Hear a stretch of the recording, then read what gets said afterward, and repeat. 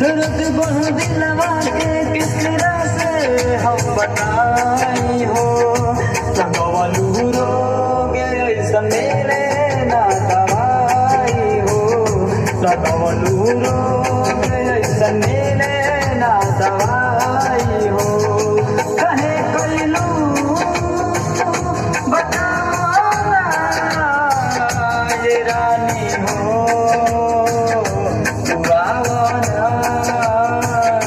लगवलू रोग ऐसा मिले ना दवाई हो। लगवलू रोग ऐसा मिले ना दवाई हो।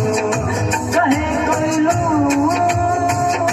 बताओ ना ये रानी हो। तू आवो ना।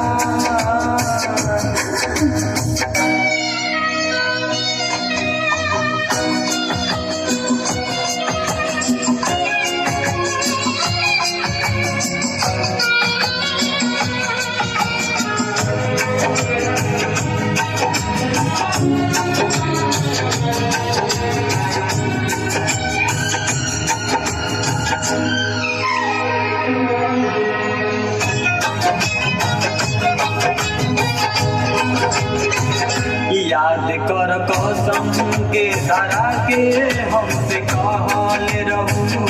शादी तुहरे से करब मंदिर में सकरल रहू। हे जान आखिर ऐसा काहे कैलू बताव। याद कर कसम के धरा के हमसे कहल रहू। शादी तुहरे से करब मंदिर में सकरल रहू। सुनाई जा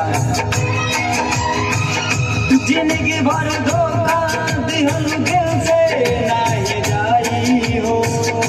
जिंदगी भर धोखा दिहल दिल से नहीं जाई हो। लगवलू रोग ऐसा मिले ना दवाई हो। लगवलू रोग ऐसा मिले ना दवाई हो।